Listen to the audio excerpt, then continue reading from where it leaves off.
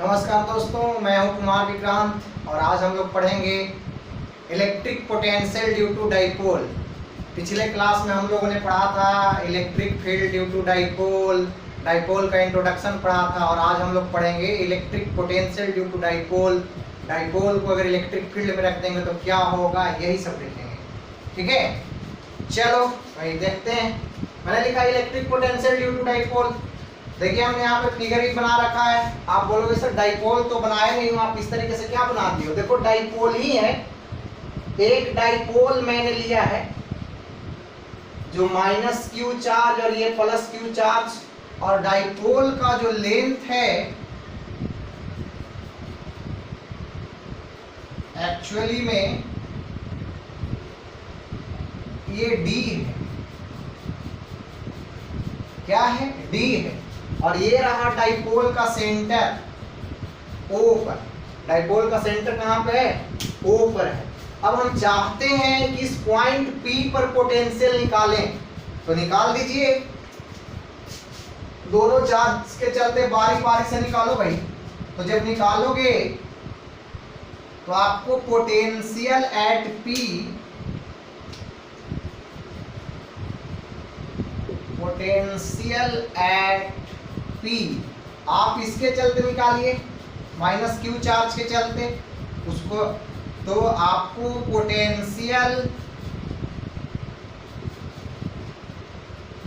Due to minus Q is V1।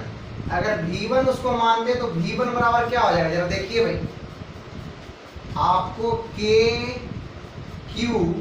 Q को हम minus sign के साथ लेंगे, क्योंकि हमने कहा था कि पोटेंशियल में आपको एक्चुअली में साइन लेना होता है पोटेंशियल कैलकुलेशन में, है ना।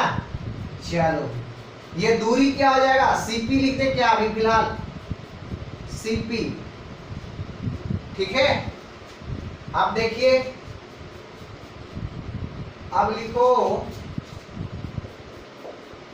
Potential due two plus Q is V2। वो क्या हो जाएगा, देखिए तो प्लस क्यू के चलते तो KQ अपॉन ये दूरी क्या है, ये DP है, DP। समझ में आया? समझ में आया क्या? आपको एक माइनस क्यू एक प्लस क्यू चार्ज है ना भाई, और डाइपोल का लेंथ क्या है, D है। ये लेंथ D है, यहां से यहां तक D है, मैंने नीचे लिख रखा है। ठीक है, चलो गुड। हमने पोटेंशियल यहाँ पर P पर निकाल दिया, माइनस क्यू के चलते प्लस क्यू के चलते, तो आया मेरा KQ बाई CP।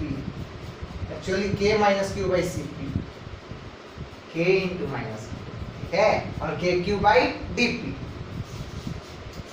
अब यही आया तो आपको पोटेंशियल क्या होता है एक्चुअली, स्केलर क्वांटिटी है तो V टोटल निकालता है, तो V टोटल बराबर मेरा भैया हो जाएगा V1 plus V2, equation first. अब देखिए CP और DP निकालना उतना भी आसान नहीं, तो क्या करें एक्चुअली में, देखिए हम ये वाला लेंथ OA और OB तो निकाल ही सकते हैं ना। तुम बोलो कैसे?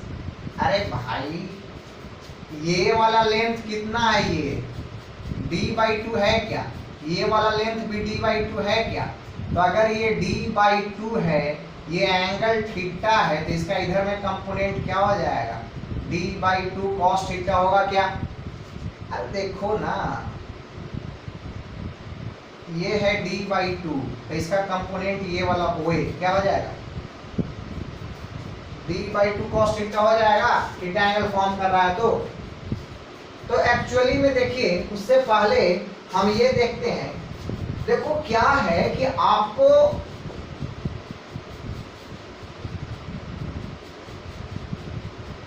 और OB बराबर आप ले लीजिए, एक्चुअली सॉरी OB मैं कह रहा हूँ OP जी। ये जिस पॉइंट पे आप पोटेंशियल निकालना चाहते हैं उसका दूरी तो डाइपोल के सेंटर से लेना पड़ेगा ना। वो ले लिया मैंने R। क्या लिया? R लिया। आर। ठीक, देखो तो बात ऐसा है कि चूंकि R is highly greater than, आपको डी, आर जो है वो डी से काफी बड़ा है कि नहीं? यार देखो ना भाई, ये वाला डाइपोल के लेंथ से बड़ा है। और एक चीज और है कि आपको अगर आर बहुत बड़ा होगा तो मैं कह सकता हूं कि आपको, और ये बहुत छोटा हो, जरा इमेजिन कीजिए, ये बहुत छोटा हो जाता है, ये और एसएससी गुणा कर सोचो, छोटा हो जाता है। तो क्या ये लेंथ एपी और सीपी बराबर दिख रहा है क्या? एक ही जैसा दिख रहा है क्या? जरा इमेजिन करो इस ट्रायंगल में, एपीसी में, एसीपी में, या तो एपीसी, इस ट्रायंगल में जरा इमेजिन करो, ये जो आपको ये वाला और छोटा होता तो ये और सिकुड़ता तो करीब करीब आपको सीपी और एपी क्या होता? बराबर हो जाता। सिमिलरली इस ट्रायंगल में देखिए, इमेजिन कीजिए डीबीपी में, कि आपको अगर ये और छोटा होता, ये अगर छोटा है, इसको बहुत छोटा, छोटा ही नहीं बहुत छोटा है, सोचो अगर ये बहुत छोटा होता तो ये भी बहुत छोटा होता, तो ये दोनों लेंथ करीब करीब क्या हो जाता? पीबी और पीडी बराबर हो जाता है ना। तो मैं कह सकता हूं कि आपको इसीलिए PC is nearly equal to AP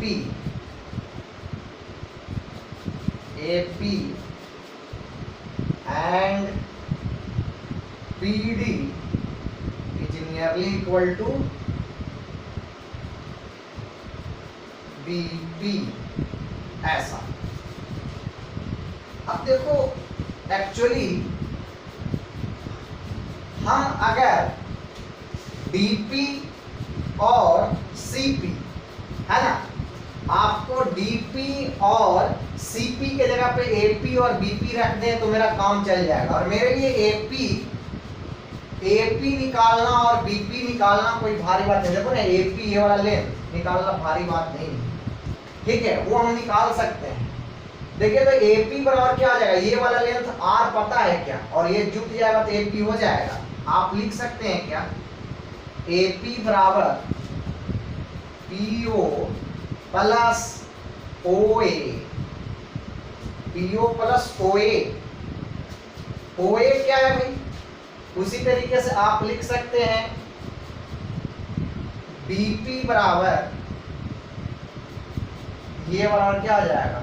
OA, देखो ना, OA minus OB, OA minus OP minus OP, देखिए ना ये OP है ना, ये माइनस ये नहीं होगा क्या? चलिए, तो ऐसा जब ऐसा लिखेंगे तो लिख लीजिए, पहले आप OA निकालिए भाई। तो OA क्या हो जाएगा? देखो तो उस ट्रायंगल में देखिए, इस वाले ट्रायंगल में ये d/2 है, इसका कंपोनेंट है OA, d/2 cos थीटा। तो OA बराबर d/2 cos थीटा। OB बराबर क्या आ जाएगा? देखिए इस ट्रायंगल में ये OBD में देखो, ये है d/2, इसका कंपोनेंट ये क्या हो जाएगा? d/2 cos theta, d/2 cos theta. ठीक, चलिए अब पुट कर दीजिए इसमें, आपको पुट कर दीजिए नाउ बाय इक्वेशन फर्स्ट से लिखिए V1 plus V2, V total बराबर V1 प्लस V2। सर क्या हो जाएगा? V टोटल बराबर V1 क्या है? V1 है KQ यानी माइनस KQ अपॉन CP। देखिए तो CP बराबर मैंने लिखा है AP, और देखिए तो AP बराबर क्या है? PO plus OA। तो PO क्या हो जाएगा? R हो जाएगा, प्लस OA क्या हो जाएगा भाई? d/2 cos theta. ठीक, प्लस V2 बराबर देखिए KQ/DP, तो डीपी देखिए तो क्या है आपका, डीपी बराबर देखो एक्चुअली देखिए ये डीपी है ना जी, तो अरे देखिए थोड़ा सा, तो डीपी बराबर क्या है, बीपी है ना, डीपी बराबर DP is nearly equal to BP, और बीपी बराबर हमने क्या लिखा, ओपी माइनस ओबी, ओपी है R minus B by 2 cos theta. अब देखो भाई, अब कर लो, इसमें क्या करना है, तो एलसीएम ले लीजिए,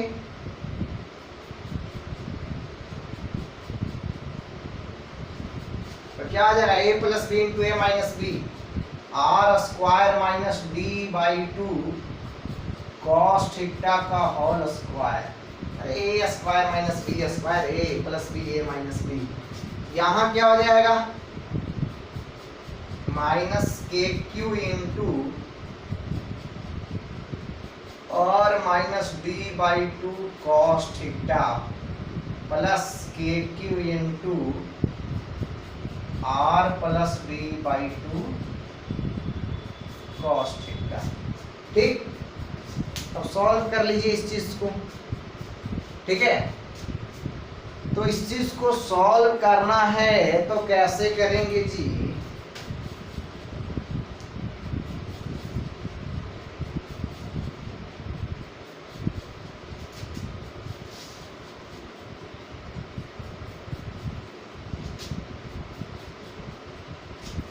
देखिए कैसे सॉल्व करेंगे। अब देखो तो अगर मल्टीप्लाई करेंगे तो मेरा हो जाएगा minus K Q R plus हो जाएगा के Q D by 2 cos theta है ना, प्लस के क्यू आर और वो क्या आ जाएगा प्लस के डी कॉस थीटा बाई 2, और नीचे में तो है ही,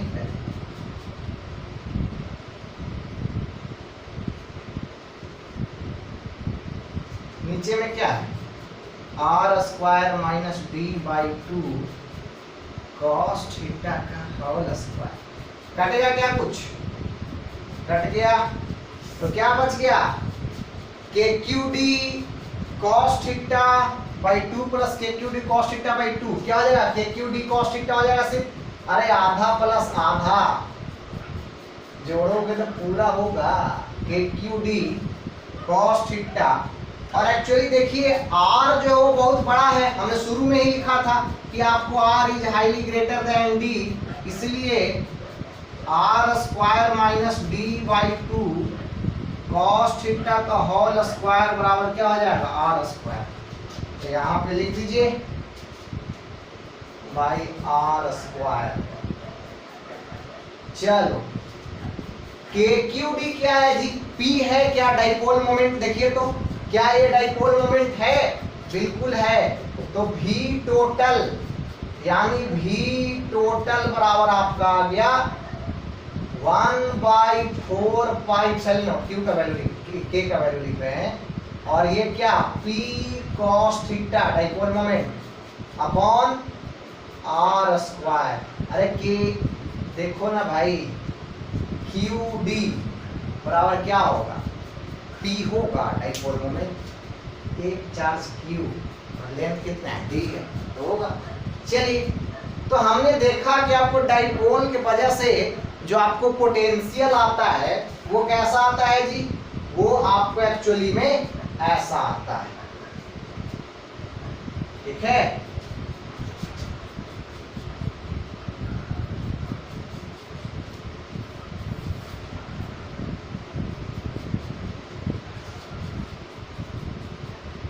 देखिए ध्यान दीजिए, तो पोटेंशियल एक्चुअली ऐसा आता है डाइपोल के वजह से, V टोटल लिखिए यानी इसको V ही कहिए, यानी पोटेंशियल ड्यू टू डाइपोल यानी total potential due to dipole 1/4 pi epsilon naught P cos theta by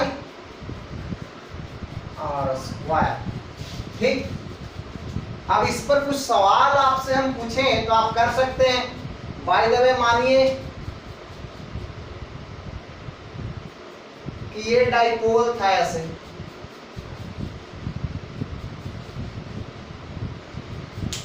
actually में यहीं पर है ना एक डाइपोल है जिसका डाइपोल मोमेंट दिया गया, सीधा डाइपोल मोमेंट दिया गया है आपको 10 कूलम्ब इनटू मीटर।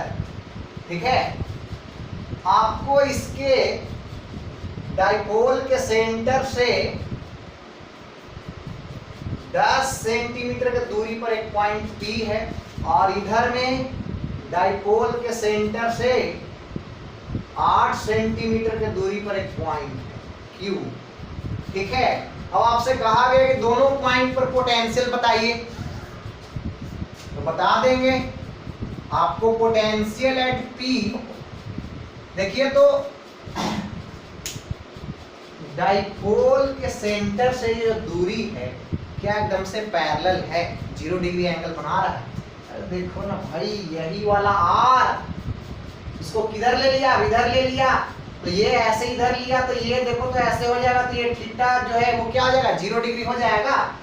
अरे पॉइंट P जहां पे आप निकालना चाह रहे हैं पोटेंशियल, वो क्या अब इधर ना होकर ऐसे है इधर, आपको क्या हो जाएगा बताइए, ये वाला जो लेंथ है वो हो जाएगा डाइपोल के पैरेलल, यानी थीटा और 0 डिग्री हो जाएगा क्या। तो आप V बराबर लिखो भाई, तो 1/4 पाई एप्सिलॉन नॉट का वैल्यू 9 × 10⁻⁹ और P cos थीटा, cos 0 का वैल्यू 1, P का वैल्यू कितना है 10 है, अपॉन R स्क्वायर, तो 10 सेंटीमीटर, इसको मीटर में बदलिए, 10 का स्क्वायर गुने 10 के पावर 4, ऊपर क्यों 10 के पावर 4 लिखें, अरे भाई लिखोगे ना 10/100 का स्क्वायर टोटल करोगे कि नहीं, 10 का स्क्वायर 100 का स्क्वायर 10 के पावर 4, ये यहाँ भागा है तो वहाँ कहाँ चला जाएगा, गुना में चला जाएगा, समझ गए। तो क्या हो गया ये 10 के पावर 10 तो 12, यानी पोटेंशियल 9 गुने 10⁻12 वोल्ट। समझ में आया क्या, 9 × 10⁻9, देखो ना 2 को कट गया तो क्या हो गया ना 9 1 10 12। ठीक, अब Q पे पोटेंशियल निकालना है तो फिर वही बात 9 × 10⁻9 यानी 1/4 पाई एप्सिलॉन नॉट का value P cos theta by R square. अब जरा सोचो कि आपको डाइपोल के सेंटर से कोई पॉइंट अब इधर या इधर नहीं होकर इधर है, अगर इधर है तो वो कितना एंगल बना रहा है, 180 डिग्री बना रहा है ना भाई। डाइपोल इधर है, एक्चुअली में डाइपोल किधर है, इधर है, डाइपोल का डायरेक्शन आपको इधर है। ठीक है, अगर यहाँ पे हम कोई -Q यहाँ पे +Q लेते तो डाइपोल का डायरेक्शन इधर, तो डाइपोल का डायरेक्शन इधर है, तो डाइपोल के साथ ये वाला जो लेंथ है यानी ये वाला जो दूरी है वो 180 डिग्री एंगल बना रहा है, अपोजिट में है ना, तो 180 cos 180 का वैल्यू क्या होता है -1 होता है, और डिस्टेंस 8 यानी 64 × 10⁻4। ठीक है, इसको सॉल्व कर लीजिए जो भी है ना। तो आपको इस तरीके का सवाल अगर मिले तो आप कर लेंगे, हमें उम्मीद है कि आप पूरी तरीके से फिट हैं, कर लेंगे, आपको कोई दिक्कत नहीं होगा।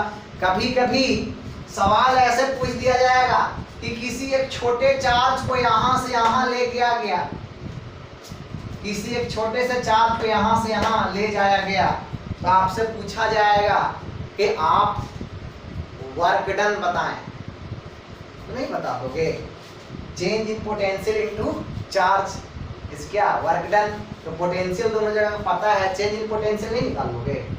ठीक है, चलिए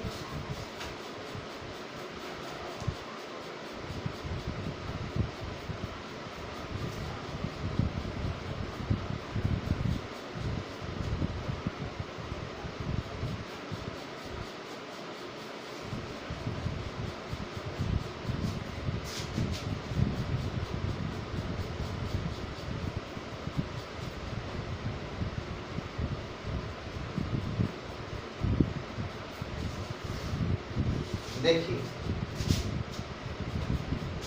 अब अगर सवाल ये है कि आपको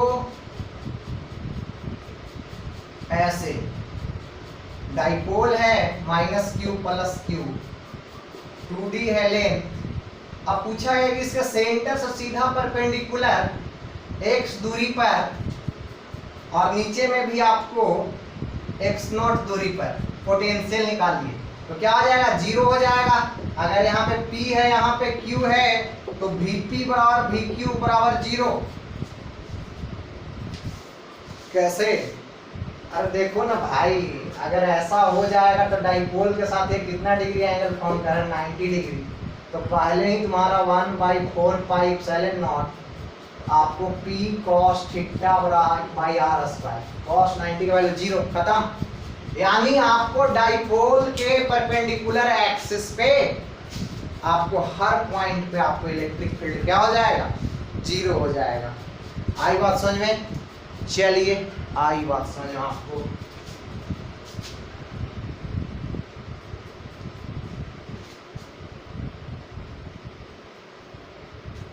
चलो तो ये सब बातें, अब देखिए इसी टाइप का आपको सवाल इलेक्ट्रिक फील्ड में भी पूछा जा सकता है, यानी electric field due to dipole, है ना? तो हम वो सब भी कर लेंगे। हमने पिछले क्लास में आपको पढ़ाया था electric field due to dipole, है ना? तो आपको उसमें भी अगर सवाल मिले तो आप कर लेना। बाय द वे मिले ऐसे कोई सवाल कि कोई डाइपोल जो है वो ऐसा है,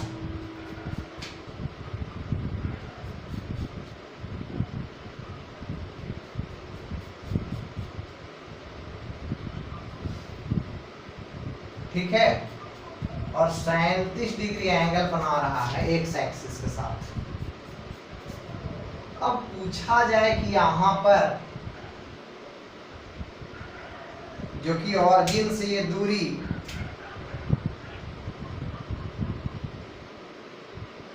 फाइव मीटर है, आपसे पूछा जाए कि यहां पर इस डाइपोल का इलेक्ट्रिक फील्ड निकालिए, तो नहीं निकाल देंगे। और वो भी पूछे कि विद डायरेक्शन, तो डायरेक्शन के साथ भी निकाल देंगे, ठीक है, बिल्कुल निकाल देंगे, है ना?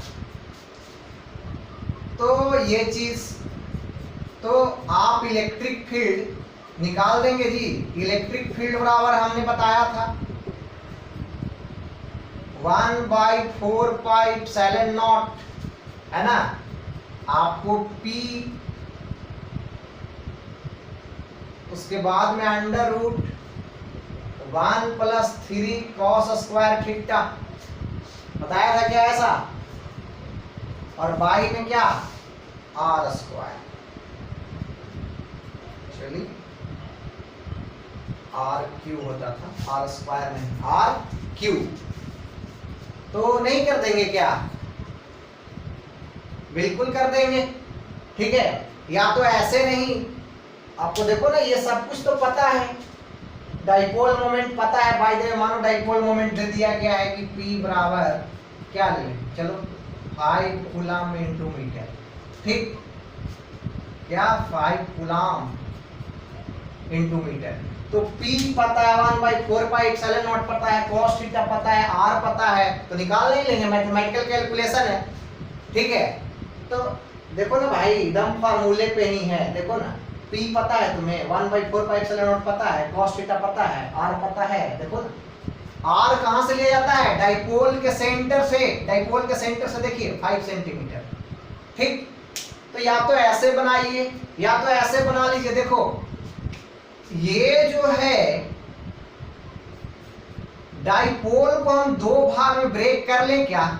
डाइपोल का दो कंपोनेंट होगा कि नहीं होगा? इसी डाइपोल का देखिए, एक कंपोनेंट ऐसा और एक कंपोनेंट ऐसा, इस डाइपोल का है। आपको 5 कूलम पर मीटर है ना, तो इसका इधर वाला जो हो जाएगा, इधर जो डाइपोल हो जाएगा वो हो जाएगा P sin थीटा, और इधर में P cos थीटा। तो बाजी वाह क्या बात है, अब तो कोई दिक्कत ही नहीं होगा। अगर ऐसा हो जाएगा तो आपको डाइपोल को अगर ऐसे हम तोड़ लिए तो ये वाला पॉइंट क्या हो जाएगा, एक्सियल पॉइंट पे हो जाएगा क्या? तो एक्सियल पॉइंट पे हो जाएगा, तो एक्सियल पॉइंट के चलते जो डाइपोल मोमेंट होता है वो क्या होता है जी, 2kp है ना, बाई आपको ये दूरी RQ। तो आपको RQ नहीं पता है, ठीक है। और देखो तो अगर डाइपोल ऐसा रहेगा, ऐसे देखो देखो ना भाई, इसी डाइपोल का इधर वाला कंपोनेंट लेंगे तो कैसा डाइपोल है ऐसा, तो ये वाला पॉइंट क्या हो जाएगा इस वाले डाइपोल के लिए, P sin थीटा के लिए क्या हो जाएगा, एकदम से परपेंडिकुलर बाइसेक्टर। तो ये I के फॉर्म में, ठीक है। और देखिए तो इसके लिए क्या, परपेंडिकुलर बाइसेक्टर। इसके लिए देखो इस वाले डाइपोल के लिए ये पॉइंट पर जब इलेक्ट्रिक फील्ड निकालना चाहेंगे तो डाइपोल ऐसा यहाँ पर पॉइंट है तो क्या, परपेंडिकुलर बाइसेक्टर पर एकदम है। तो इसके चलते जो इलेक्ट्रिक फील्ड का डायरेक्शन आता है वो किधर आता था, इधर आता था, ये ऐसे आता था ना, डाइपोल के डायरेक्शन के अपोजिट। तो डाइपोल का डायरेक्शन ऐसा है, ये ऐसा हो जाएगा। नहीं समझ पा रहा है जी? अरे P sin थीटा वाला डाइपोल का डायरेक्शन ऐसा ही है ना भाई, तो ऐसा होगा क्या, तो क्या हो जाएगा KP by RQ minus J।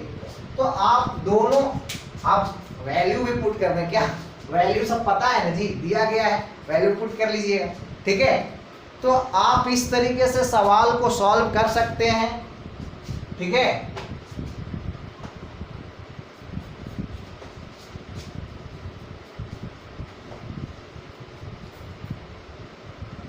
अब देखिए, अब हम लोग पढ़ते हैं डाइपोल इन इलेक्ट्रिक फील्ड। अगर डाइपोल को इलेक्ट्रिक फील्ड में डाल देंगे तो क्या होगा, डाइपोल इन इलेक्ट्रिक फील्ड है ना जी। इलेक्ट्रिक पोटेंशियल हेडिंग हटा दीजिए, आप डाल दीजिए हेडिंग, क्या डालिएगा,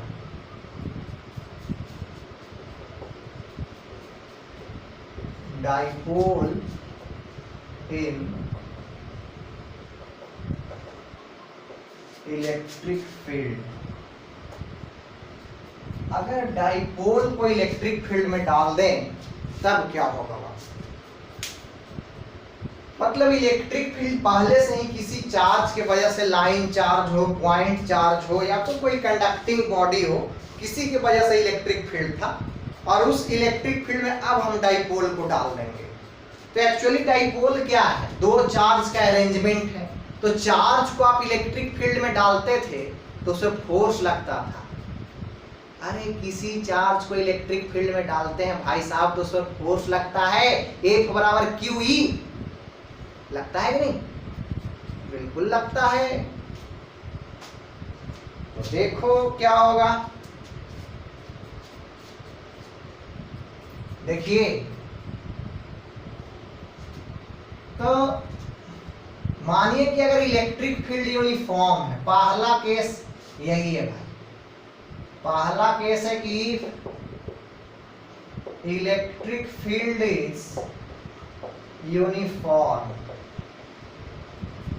इलेक्ट्रिक फील्ड अगर यूनिफॉर्म हो जाए, इलेक्ट्रिक फील्ड यूनिफॉर्म हो जाए यानी हर जगह पर इलेक्ट्रिक फील्ड का डायरेक्शन एक ही तरफ है और मैग्नीट्यूड बराबर है, सेम है, यानी कि आपको इस तरीके का इलेक्ट्रिक फील्ड, कि आपको इलेक्ट्रिक फील्ड ऐसे दिया गया था इस तरीके से, और इलेक्ट्रिक फील्ड का वैल्यू कुछ ऐसे ही नॉट दे दिया गया है, ठीक है।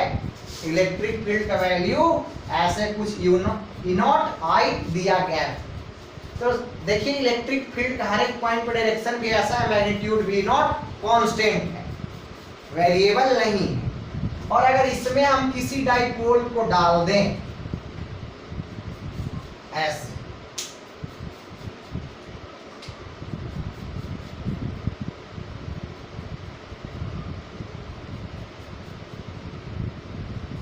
यहाँ पे -Q, यहाँ पे प्लस, अगर ये एंगल थीटा बना रहा है इलेक्ट्रिक फील्ड के साथ डाइपोल, तो एक बात बताओ, इस पे जो फोर्स लगेगा वो कैसा लगेगा? तो फोर्स जो लगेगा, इलेक्ट्रिक फील्ड का डायरेक्शन इधर है, तो माइनस चार्ज पर जो फोर्स लगेगा वो इधर लगेगा। F बराबर QE, और इलेक्ट्रिक फील्ड इधर है तो पॉजिटिव चार्ज पर जो फोर्स लगेगा वो इधर लगेगा। F बराबर QE। देखो तो डाइपोल पर दो फोर्स लगा, एक इधर और एक इधर, और दोनों क्या है? बराबर है, QE QE है। तो मैं कहूं कि डाइपोल पर टोटल फोर्स कितना है? ये तो एक बच्चा ही बता देगा कि 0 है। अरे सोचो ना भाई, कि आप ऐसे खड़े हैं, आपके गर्दन पर कोई फोर्स इधर लगाया 10 न्यूटन और कमर पर कोई इधर लगाया 10 न्यूटन, आप पर टोटल फोर्स तो 0 होगा ना। ना आप इधर जा पाएंगे ना इधर जा पाएंगे, जाओगे क्या? हाँ, ये और बात है कि कोई इधर ऐसे फोर्स लगा रहा है कमर पे और गर्दन पे इधर लगा रहा है, तो आप ऐसे टेढ़े हो जाओगे जरूर, ठीक है? तो वो अलग बात है, रोटेशन की बात है, वो तो हम लोग पढ़ेंगे ही। लेकिन जरा ट्रांसलेशन की बात करो। ट्रांसलेशन का मतलब क्या? All particle travel same distance, यानी इस तरीके का मोशन, ये है ना, ये क्या है? ट्रांसलेशन है। या तो ये क्या है? ट्रांसलेशन है। लेकिन अगर ऐसे मोशन हो जाए तो ये तो ट्रांसलेशन नहीं है। अरे ऐसे होगा तो ये ट्रांसलेशन है क्या? नहीं है ना। ऐसे हो जाए तो ट्रांसलेशन है, ऐसे हो जाए तो ट्रांसलेशन है, ऐसे हो जाए ट्रांसलेशन है, ऐसे हो जाए ट्रांसलेशन है। नहीं, ट्रांसलेशन का मतलब क्या? या तो ऐसे ऐसे, या तो ऐसे ऐसे, या तो ऐसे ऐसे, या तो ये है ना। तो एक्चुअली में जब नेट फोर्स 0 यहाँ पे हो जाएगा एक्चुअली, तो F नेट क्या हो जाएगा? अगर मानिए F1 माने थे और F2 माने थे, तो भाई साहब F1 प्लस F2 बराबर 0। क्यों? क्योंकि आपको पता है कि आपको F1 का मैग्नीट्यूड F2 के बराबर है, और F1 इज एंटी पैरेलल, है ना। इक्विलिब्रियम जैसा दिखता है, ठीक है। एंटी पैरेलल का साइन है ये, ठीक है ना।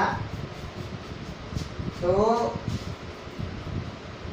या तो चलो लिख ही देते हैं, F1 एंटी पैरेलल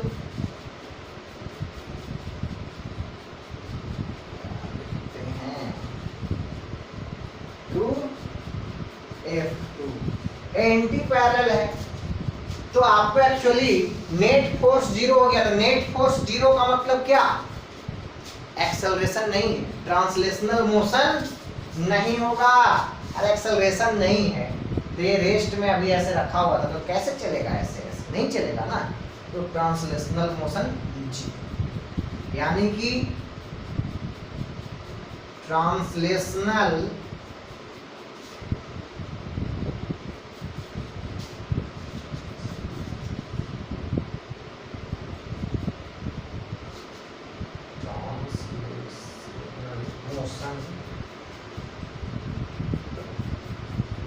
ऐसे काट दिए, यानी कि ट्रांसलेशनल मोशन नहीं होगा। ठीक, चलिए, ट्रांसलेशनल मोशन तो नहीं हुआ। एक बात बताओ, रोटेशनल मोशन होगा क्या? नेट फोर्स 0 है तो कोई जरूरी नहीं है कि नेट टॉर्क भी 0, ऐसा जरूरी नहीं है। ऐसे भी जरा इमेजिन करके देखो ना कि इसको ऐसे कोई इधर खींच रहा है, इसको ऐसे कोई खींच रहा है, तो ये ऐसे ऐसे नाचना शुरू कर देगा ना जी। तो ऐसे भी पता चल रहा है कि रोटेशन हो रहा है। अरे किताबी भाषा छोड़ो, प्रैक्टिकली सोचो कि अगर ऐसे कोई रॉड रखा हुआ रहेगा और उसके एक एंड को कोई इधर खींचे और नीचे वाला एंड को कोई इधर खींचे, तो ये क्या ऐसे ऐसे नाचने लगेगा ना? अरे नहीं, देखो ना, इस पे इधर फोर्स अगर इस पे इधर लगा रहे हैं, ये मस्त नाचेगा ये तो ऐसे, ठीक है। चलिए, तो ये तो तय है कि रोटेशनल मोशन होगा। अब क्या होगा, कैसे होगा, वो देखते हैं। नेट फोर्स जीरो है, जिसका कोई मतलब नहीं कि नेट टॉर्क जीरो होगा। तो आप नेट टॉर्क इसके डाइपोल के सेंटर के अबाउट में हम निकालना चाहते हैं। आपको torque about centre of dipole, ठीक।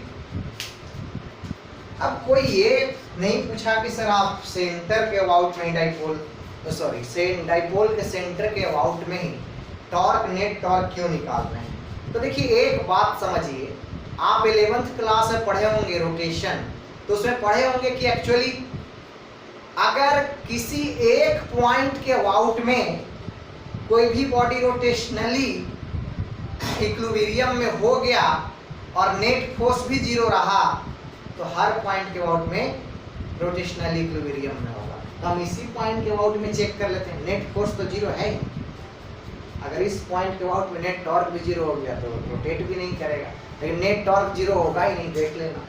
तो ऐसे भी पता चल रहा है कि ये कोई ऐसे खींचेगा रोटेट करेगा, ठीक।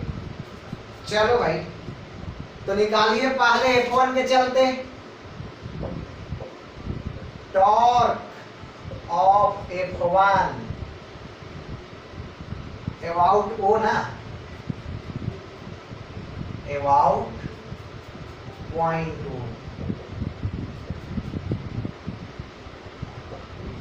About point O। अरे देखिए ना, डाइपोल का सेंटर क्या है, वो ही है, तो उसको टॉर्क 1 बोलिए। तो R क्रॉस F होता है टॉर्क। तो देखिए तो R क्या है, यहां से यहां की दूरी, ये क्या है, डाइपोल का टोटल लेंथ अगर D है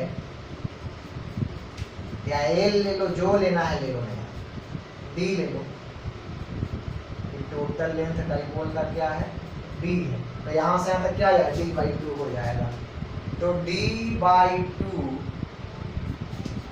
और वो क्या है, फोर्स क्या है, QE साइन थीटा।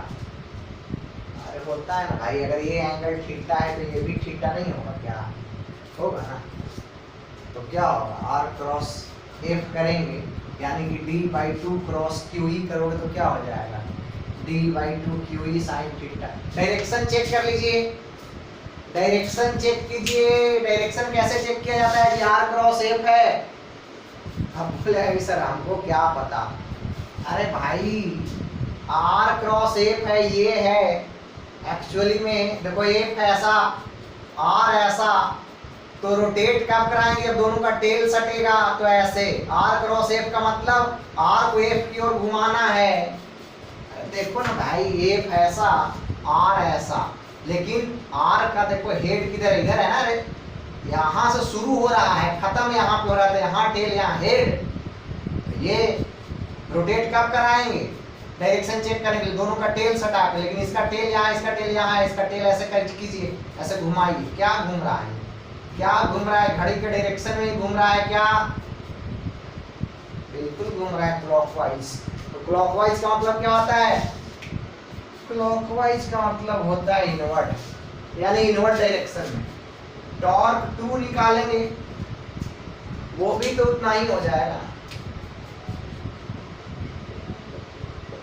इसमें भी वही है दूरी, इलेक्ट्रिक फील्ड भी वही है, बस डायरेक्शन चेक कर लीजिए। अरे एंगल इलेक्ट्रिक फील्ड सब वही है ना भाई, तो Q/2 cross QE sine theta करेंगे आप, सॉरी D/2 क्रॉस QE करेंगे आप, तो क्या मिलेगा, D/2 QE sine theta. Angle check कीजिए, एक्चुअली ये ऐसे R और ये F ऐसे, ठीक है ना, ऐसे R F ऐसे, टेल इसका यहाँ लाइए, घुमाइए, क्या घुमा, क्लॉकवाइज ही घुमा, ठीक है। तो क्लॉकवाइज ही घुमा, ये भी इनवर्ट। नेट टॉर्क क्या आ गया मेरा, इनवर्ट आ गया, इनवर्ट। नेट टॉर्क जो है सर वो आ गया इनवर्ट।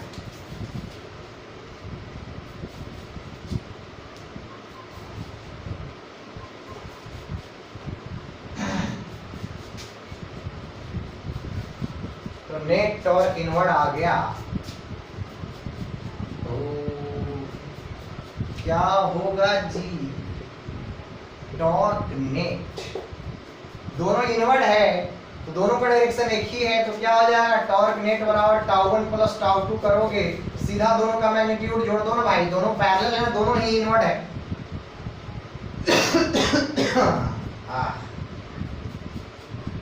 क्या हो जाएगा ऐसा, इसका मैग्नीट्यूड निकालना चाहते हैं टॉर्क नेट का, तो magnitude of tau 1 plus magnitude of tau 2, क्यों, क्योंकि दोनों पैरेलल हैं, चूंकि tau 1 is parallel to tau 2 और मैग्नीट्यूड ऑफ टाउ 1 बराबर मैग्नीट्यूड ऑफ टाउ 2 भी, तो लिख दीजिए क्या हो जाएगा, टॉर्क नेट का मैग्नीट्यूड, टॉर्क नेट ही लिखो पहले, तो टॉर्क नेट बराबर हो जाएगा, दोनों को जोड़ दो भाई, तो D Q E sine theta, अरे d/2 तो क्या हो जाएगा, d होगा ना, तो देखिए तो क्यू डी क्या है, क्यू डी क्या है सर, आप भी गजब करते हैं, एक्चुअली क्यू डी, क्यूडी क्या है, डाइपोल मोमेंट है क्या, अरे देखिए ना सर, ऐसा ही लिए थे ना डाइपोल, इधर में था इलेक्ट्रिक फील्ड, बोलोगे सर इलेक्ट्रिक फील्ड लाइंस 3-4 लिए थे, अरे भाई उससे क्या फर्क पड़ता है, लो ले लेते हैं, ठीक, एंगल थीटा, चार्ज था प्लस क्यू, यहाँ पे माइनस क्यू, ये लेंथ लिया था डी हम, ठीक है, तो डाइपोल मोमेंट बराबर क्या हो जाएगा, क्यूडी हो जाएगा क्या, तो क्यूडी हो जाएगा डाइपोल मोमेंट बराबर, तो टॉर्क नेट आपका आया भाई साहब पीई साइन थीटा, तो पीई साइन थीटा आया एक्चुअली,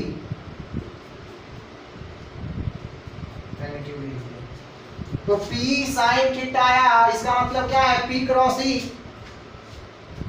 तो आप कह दीजिए कि टॉर्क नेट जो मेरा हो जाएगा वो हो जाएगा P क्रॉस ई, P साइन थीटा को P क्रॉस ई लिख सकते हैं ना, और अगर ये तो मैग्नीट्यूड लिखे डायरेक्शन भी तो वही होगा ना जी, P क्रॉस ई का जो डायरेक्शन होगा, देखो ना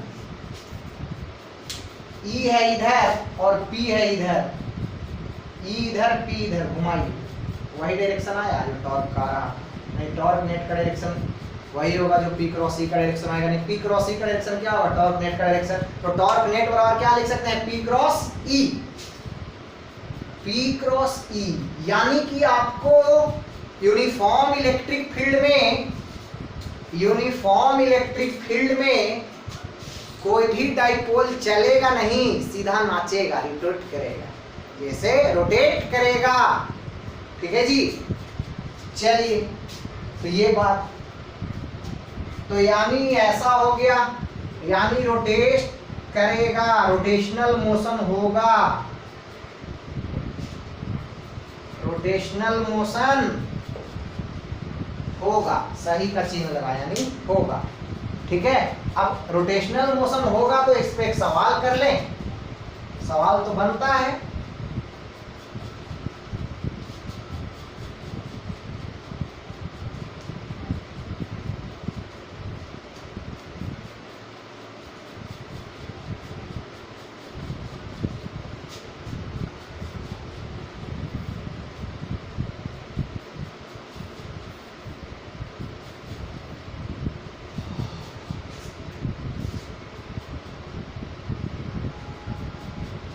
मान लो कोई डाइपोल है जो कि इसका लेंथ है L, ठीक है,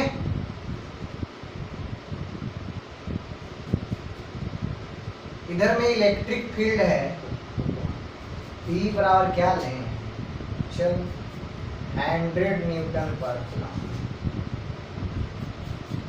एंगल बना रहा था 37 डिग्री। डाइपोल पे चार्ज दिया गया था इधर 10⁻⁻6 कूलम और यहाँ था 10⁻⁻6 कूलम। एल बराबर 2 सेंटीमीटर, ठीक। यहाँ पे यानी ये, और मास ऑफ चार्ज है, mass of both charge is क्या ले लें, एम मान। अब पूछा गया कि आपको find alpha after just release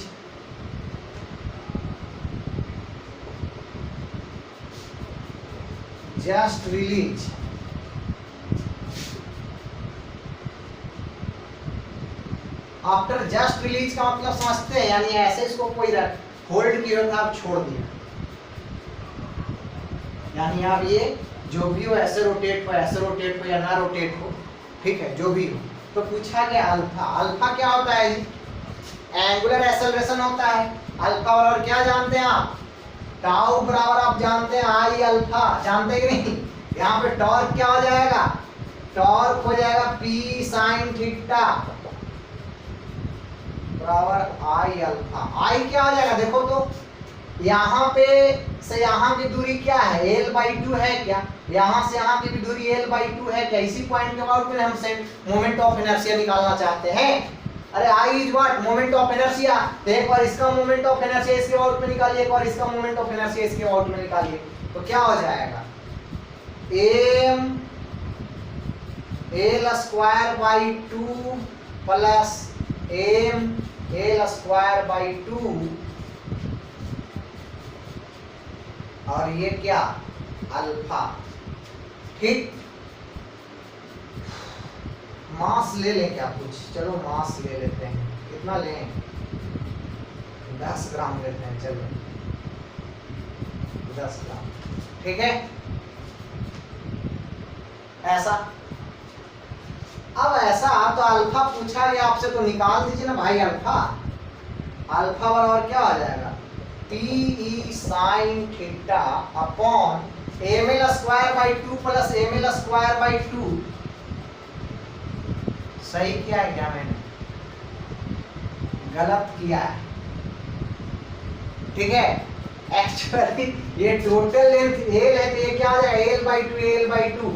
तो मोमेंट ऑफ इनर्शिया इसका क्या आ जाएगा, इसके अबाउट में किसी भी एक ऑब्जेक्ट का मोमेंट ऑफ इनर्शिया, देखो ना यही ना है सेंटर, यही ऐसा एक्सिस होगा, इसी को में ऐसे रोटेट कर रहा है। तो किसी भी एक ऑब्जेक्ट का मोमेंट ऑफ इनर्शिया किसी एक्सिस या किसी पॉइंट के अबाउट में क्या होता है, उस ऑब्जेक्ट से उस पॉइंट या उस एक्सिस का दूरी का स्क्वायर इनटू m। ये दूरी क्या है, l/2 है, तो थोड़ा सा हमने मिस्टेक किया, एक्चुअली ऐसा होना चाहिए था, अब सही हो गया है ना। चलिए, तो ये हो गया आपको P sin थीटा बाई, देखिए तो एक ही जैसा है, तो 2 इंटू m इंटू l/2 का होल स्क्वायर। अब यहाँ से निकाल लीजिएगा अल्फा। अरे भाई सारा वैल्यू दिया गया है तुम्हें, P दिया गया है, P नहीं निकालोगे, चार्ज दिया गया है, L दिया गया है, तो P नहीं निकाल लीजिएगा, चार्ज इंटू L बराबर P, यानी डाइपोल मोमेंट। E दिया गया है, थीटा दिया गया, साइन थीटा का वैल्यू पुट कर दीजिएगा, m दिया गया है, l दिया गया है, नहीं निकल जाएगा अल्फा। ओके, चलिए, तो ये बात। अब अगर यही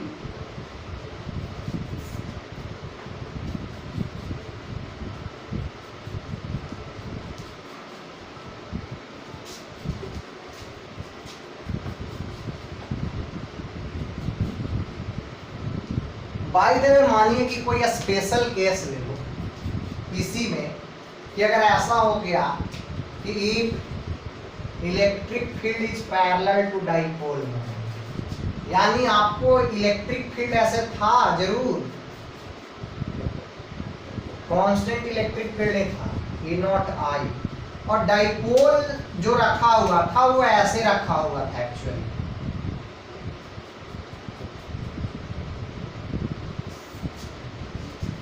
तो नेट फोर्स तो जीरो होगा, इस पे क्यूई क्यूई इधर। नेट टॉर्क देखिए तो क्या होगा, नेट टॉर्क भी जीरो होगा क्या, देख लो, देखो ना भाई, नेट टॉर्क तो जीरो होगा ही ना। आपको यही है एक्सिस, और फोर्स एक्चुअली लगेगा ऐसे और ऐसे, तो फोर्स क्या एक्सिस पे ही आ जाएगा ना। तो फोर्स एक्सिस पे ही आ गया तो टॉर्क क्या हो जाएगा, जीरो। तो टॉर्क जीरो हो जाएगा। तो इस केस में एफ नेट तो जीरो है ही, टॉर्क नेट भी जीरो है। कितना लोग सोच रहा होगा सर कैसे, अरे भाई एक्सिस ये है रोटेट करने वाला, और फोर्स इसी पे आ जाए, एक्सिस पे ही आ जाए, तो टॉर्क जीरो नहीं होता है। ठीक, देखो ना, एक्सिस ऐसे और फोर्स इस लाइन पे। ठीक, चलिए, तो टॉर्क नेट जीरो, तो टॉर्क नेट जीरो, तो इसका एफ नेट भी जीरो। इसका मतलब नो रोटेशन नो ट्रांसलेशन, तो यहाँ पे ट्रांसलेशन भी नहीं है। ट्रांसलेशन वो ग्रामर वाला नहीं समझ रहे हो ना, ट्रांसलेशन मतलब सीधे ऐसे चलना, और रोटेशन दोनों ही नहीं। तो तुम बोलोगे सर यूनिफॉर्म इलेक्ट्रिक फील्ड में आपने तो बोला कि रोटेट करेगा, करेगा, लेकिन ऑलवेज नहीं। सवाल देकर आपको ऑब्जेक्टिव फंसा सकता है, इसलिए आपको ध्यान में रखना है कि यूनिफॉर्म इलेक्ट्रिक फील्ड में ट्रांसलेशन तो कभी नहीं होगा, रोटेशन होगा, लेकिन एक केस में रोटेशन भी नहीं होगा। कब? जब इलेक्ट्रिक फील्ड के पैरेलल ही डाइपोल ले लिया जाए तब। आई बात समझ में? चलिए, तो ऐसा। अब देखो जरा ध्यान दो, अब हम नॉन यूनिफॉर्म इलेक्ट्रिक फील्ड में लेते हैं।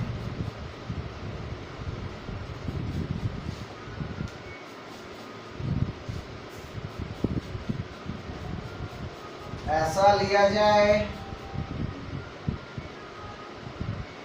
इतना रात में लोग गाना बजाता है, बताओ 11 बजने को आया।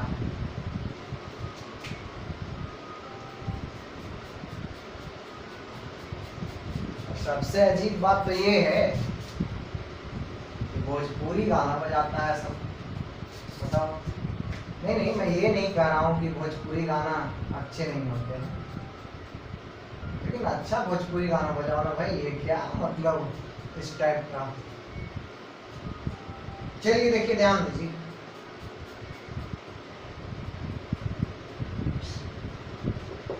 if electric field is non-uniform, अगर इलेक्ट्रिक फील्ड नॉन यूनिफॉर्म हो जाए तब क्या होगा सर?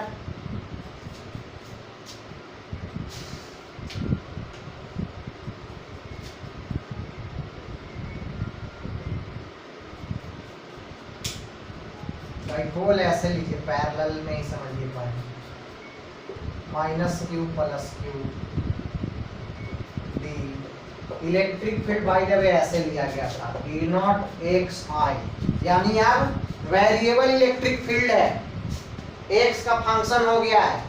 तो यहाँ पे इलेक्ट्रिक फील्ड कुछ और होगा, यहाँ पे कुछ और होगा, है ना जी? अभी नहीं समझ में आ रहा है सर, कर रहे हैं क्या? देखिए ध्यान दीजिए, मान लो कि यहाँ पे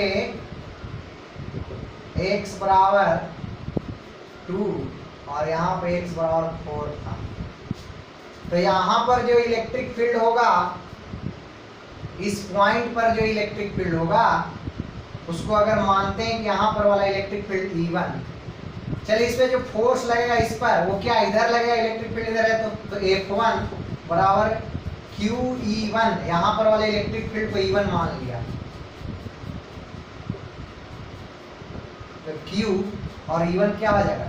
देखो तो x का वैल्यू यहाँ पे 2 है, तो 2E0 F2 बराबर QE2 Q, और यहाँ पे x का वैल्यू क्या रखा 4, तो 4E नॉट हो जाएगा। अब भाई इतना तो तय है कि F net not equal to 0, 0 नहीं होगा ना, F नेट हमारा 0 नहीं होगा। अरे देखो ना, दोनों का मैग्नीट्यूड अलग अलग है, कैसे भी तुम जोड़ लो घटा लो, 0 नहीं आना है। तो F नेट 0 नहीं है, इसका मतलब ट्रांसलेशन होगा, ट्रांसलेशन होगा, यानी कि नॉन यूनिफॉर्म इलेक्ट्रिक फील्ड में ऐसे ऐसे चलेगा, ऐसे ऐसे ऐसे ऐसे ऐसे ऐसे ऐसे ऐसे डाइपोल चलेगा। टॉर्क नेट भी निकाल लीजिए ना,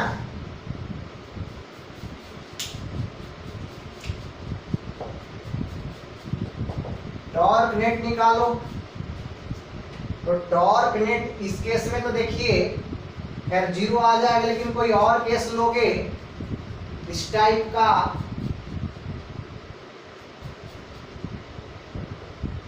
और नॉन यूनिफॉर्म इलेक्ट्रिक फील्ड है तो टॉर्क नेट तो कभी 0 आने का चांस ही नहीं है। तो torque net is not equal to 0, यानी कि रोटेशन भी होगा, रोटेशन भी होगा, यानी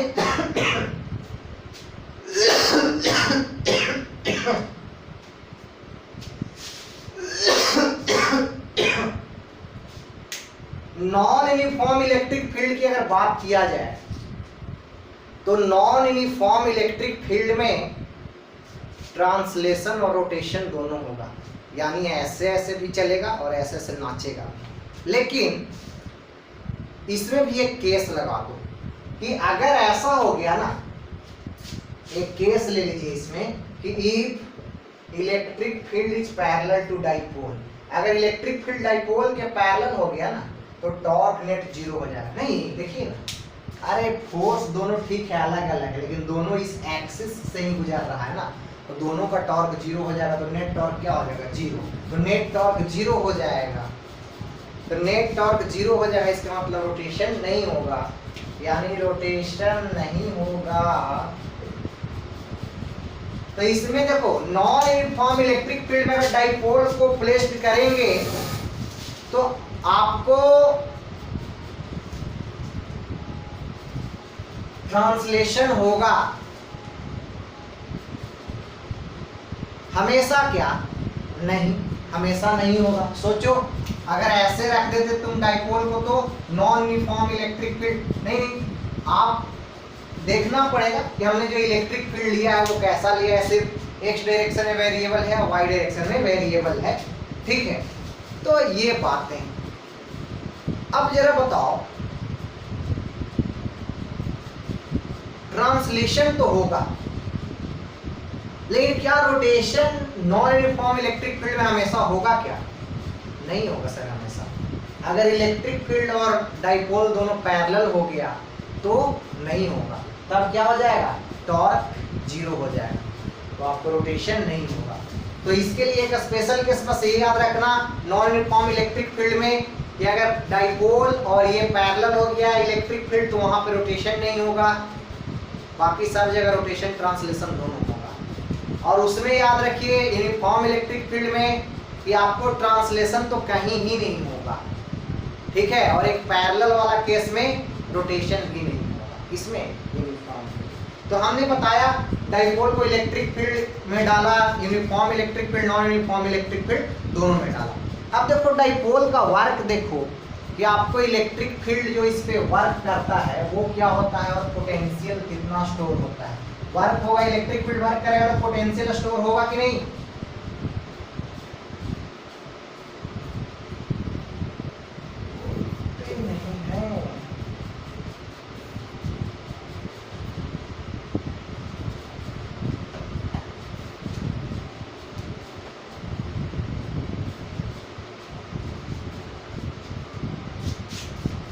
ठीक, अब देखिए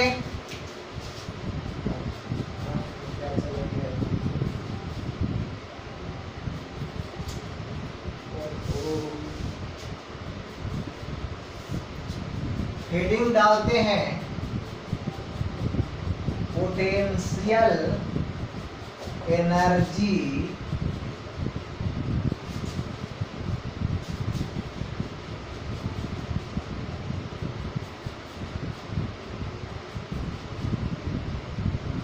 डाइपोल इन इलेक्ट्रिक फील्ड। आप लोग कंप्लीट इलेक्ट्रिक फील्ड लिखिएगा, हमने ई पर ये दे दिया एरो, आप कंप्लीट इलेक्ट्रिक फील्ड लिखिएगा। तो देखो मान लीजिए कि इलेक्ट्रिक फील्ड अभी ऐसे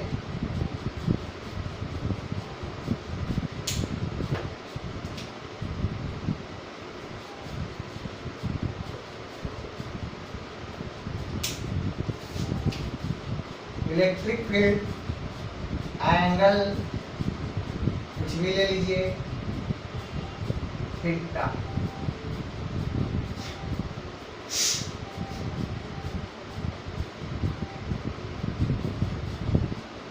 ठीक है ना।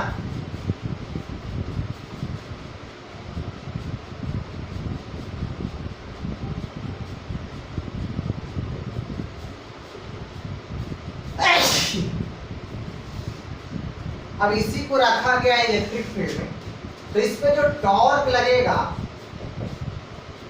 वो क्या होगा, पी साइन थीटा या तो P क्रॉस E, ठीक है ना।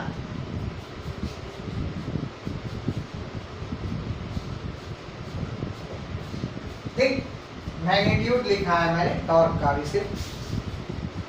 अब जरा सोचो कि यहां पर अगर एक्सटर्नल एजेंट वर्क करे, कौन वर्क करे, external agent. External agent bring dipole position from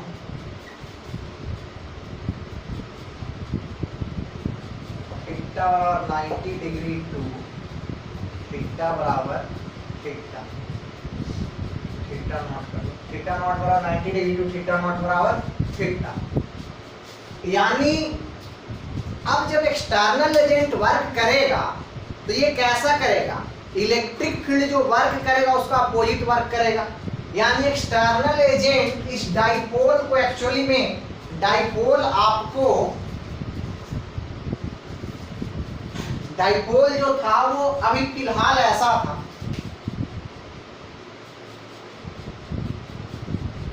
ऐसे था, यानी इलेक्ट्रिक फील्ड के परपेंडिकुलर था एकदम से। और इलेक्ट्रिक फील्ड का डायरेक्शन आप अभी इधर ले लीजिए, आपको ज्यादा मजा आएगा समझने में।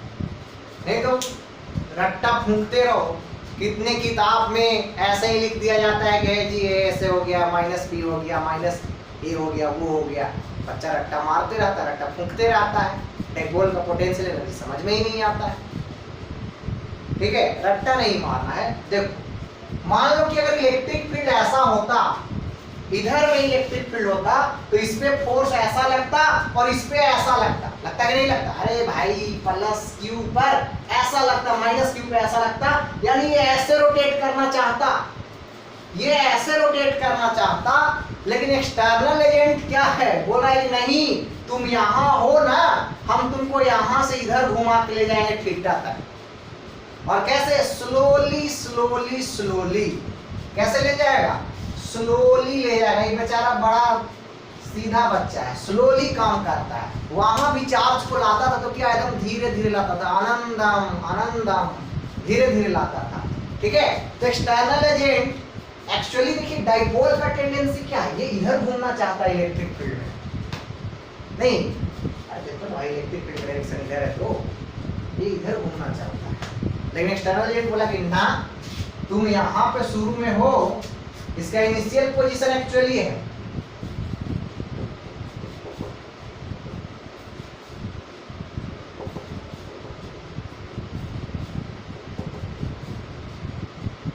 डाइपोल्स इनिशियल पोजीशन ये यहीं पर था।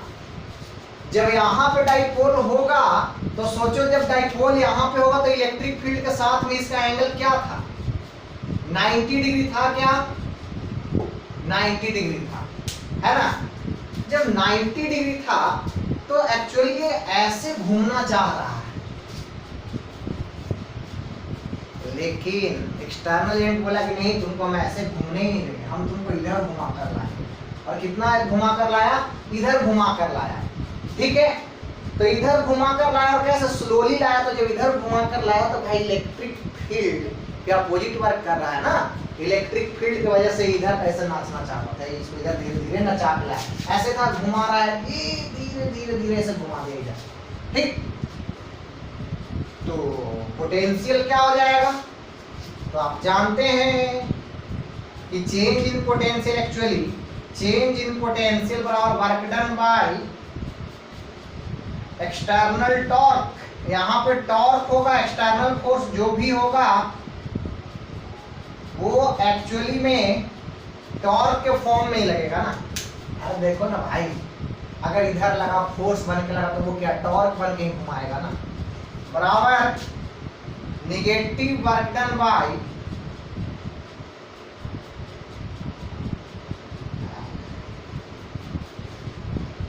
क्या, negative work done bye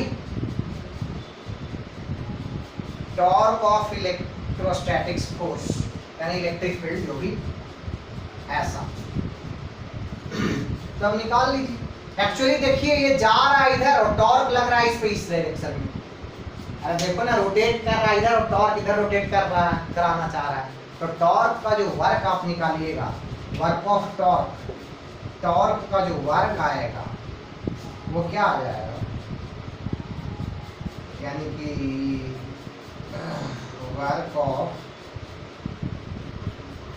torque of electrostatic force जो आ जाएगा वो आ जाएगा। और मानिए कि अभी फिलहाल इसको कितना घुमा चुका था, डी थीटा घुमा चुका था, कितना, अभी मानिए कि अभी इसको घुमा चुका था। अब देखो ना, लाते थे तो क्या dx लाते थे ना, तो मानिए इसको घुमा चुका था, अभी एक पोजीशन पे इसको ऐसे लाया था, ये डाइपोल ही है, ठीक है ना, यही वाला है।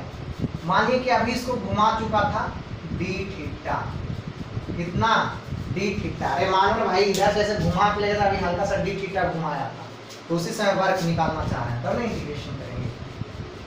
तो वर्क बराबर minus P E sine theta D theta. अरे टॉर्क कितना होगा और ये डी थीटा, वर्क बराबर क्या होगा, टॉर्क इनटू थीटा होगा। अरे जैसे फोर्स इनटू डिस्प्लेसमेंट होता, तो यहाँ डिस्प्लेसमेंट क्या है भैया, थीटा ही है ना, घूम रहा है तो थीटा ही डिस्प्लेसमेंट है ना। तो वर्क बराबर ये रहा मेरा टॉर्क इनटू थीटा। तुम बोलोगे निगेटिव क्यों लिए, अरे भाई टॉर्क इधर लग के इधर घुमाना चाह रहा था, है ना, टॉर्क अंदर की ओर था और इधर इसको घुमाना चाह रहा था, लेकिन घूम रहा है इधर, तो टॉर्क के अपोजिट वर्क हो रहा है, तो निगेटिव वर्क। लेकिन एक्चुअली मेरा चेंज इन पोटेंशियल बराबर क्या होता है, negative work done of torque of force of electrostatics. तो ऑलरेडी नेगेटिव है, और नेगेटिव लग गया, तो चेंज इन पोटेंशियल बराबर हो जाएगा, है ना, minus minus P E sine theta D theta जी। समझ में आ रहा है कि नहीं आ रहा है? कितने लोग ऐसे हैं जिनको समझ में नहीं आ रहा है, बताइए।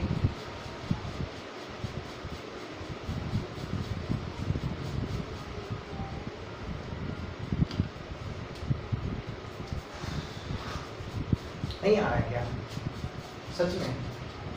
अरे देखो ना भाई, जैसे टॉर्क जो लगा ना, वो अभी एक्चुअली ये 90 डिग्री पे था इलेक्ट्रिक फील्ड से, और ये ऐसे हल्का सा कितना घुमा दिया, देखो ये हल्का सा ऐसे घुमाया, अभी कितना डी थीटा घुमाया, ठीक है ना, कितना घुमाया, डी थीटा घुमाया, ठीक है। चलिए, तो ये तो चेंज इन पोटेंशियल बराबर P sign theta D theta. तो चेंज इन पोटेंशियल एक्चुअली ये क्या है, पोटेंशियल एट थीटा डिग्री, अरे थीटा पे हम निकालना चाह रहे हैं ना, ठीक है, माइनस पोटेंशियल एट 90 डिग्री, है ना,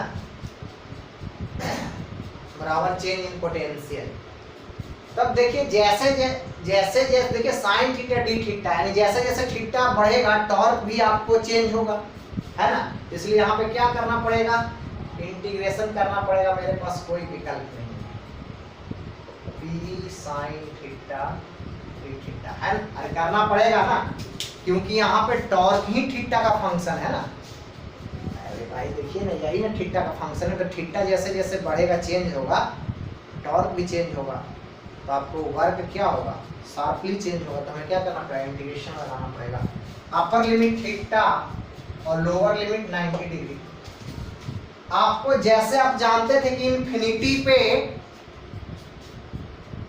पोटेंशियल एनर्जी 0 होता था, उसी तरीके से अगर थीटा हो डाइपोल के केस में एट थीटा बराबर 90 डिग्री पोटेंशियल एनर्जी क्या होता है, 0 होता है। ये एकदम याद कर लीजिएगा कि डाइपोल के केस में 90 डिग्री पे आपको पोटेंशियल एनर्जी क्या होता है, 0 होता है, ठीक। तो ये तो 0 हो जाएगा, तो यू थीटा बराबर क्या हो जाएगा जी, पीई, और साइन थीटा का इंटीग्रेशन क्या हो जाएगा, माइनस कॉस थीटा, थीटा और ये 90 डिग्री,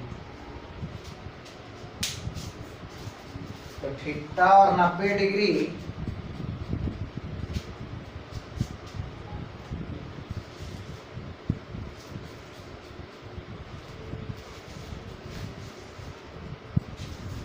देखिए ध्यान,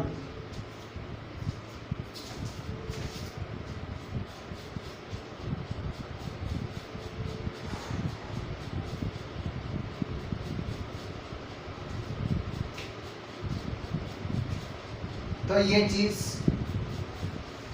तो आपको यू थीटा बराबर एक्चुअली जो आ जाएगा वो आ जाएगा पीई, और वो क्या आ जाएगा, minus cos theta. PE cos theta को क्या लिखते हैं, पी डॉट ई लिखते हैं क्या, तो माइनस पी डॉट ई, ठीक है। यानी पोटेंशियल एनर्जी जो आपको आएगा इलेक्ट्रिक फील्ड में डाइपोल के वजह से, वो क्या आएगा, माइनस पी डॉट ई। एकदम से याद रखिएगा बाबू, ठीक है, बेहतर तरीके से आपको समझाए हैं। तो किसी एंगल पे पोटेंशियल एनर्जी क्या होता है, माइनस पी डॉट ई, ठीक है। तो ये बात, अब देखो बहुत लोग ऐसे हैं जो कहेंगे कि सर आपने डी थीटा जो रिप्लेस किया था वो इसके साथ आपने बनाया। अरे भाई, तो डी थीटा बस सिंबॉलिक है और उसका कोई मतलब नहीं, इसका मतलब सिर्फ ये कहने से है कि हल्का सा भी डिस्प्लेस किया गया है, ठीक है। अब इतना मत दिमाग लगाने लगना कि अच्छा ये डी थीटा वाई एक्सिस के साथ लिए हैं और ये थीटा एक्स एक्सिस के साथ लिए हैं। एक्चुअली डी थीटा का मतलब सिंबॉलिक कि हल्का सा सिर्फ डिस्प्लेस किया गया है, ठीक है, इसके इनिशियल पोजीशन से, ठीक है। और कौन किया है, एक्सटर्नल एजेंट किया है, ठीक। चलिए, तो ये चीज, तो आज आपको हमने इलेक्ट्रोस्टैटिक्स का पूरा जो इलेक्ट्रोस्टैटिक्स फर्स्ट जिसे कहते हैं, जिसमें हम electric field due two point charge, regular charge distribution पढ़ते हैं और इलेक्ट्रिक पोटेंशियल वगैरह पढ़ते हैं। इलेक्ट्रोस्टैटिक्स फर्स्ट हमने एंड किया, खत्म किया, ठीक है। अब इसके सवाल रह गए तो हम इसके सवाल करेंगे, इसके सवाल पर भी हम लोग लेक्चर बनाएंगे, ठीक है। उसके बाद हम लोग पढ़ेंगे क्या, गॉस थ्योरम यानी गॉस लॉ, ठीक है। लेकिन गॉस थ्योरम पढ़ने से पहले हम इसके सवाल करेंगे, एससी वर्मा का करेंगे सवाल, ठीक है। उसके बाद में आईआईटी का क्वेश्चन बैंक, तो फिलहाल करेंगे कुछ सवाल करेंगे उसका, इसलिए क्योंकि उसमें सवाल जो होते हैं ना वो आपको तीनों टॉपिक जो इलेक्ट्रोस्टैटिक्स का है, गॉस थ्योरम और फील्ड पोटेंशियल और कैपेसिटर, तीनों पढ़ने के बाद करने में ज़्यादा मजा आएगा, ठीक है।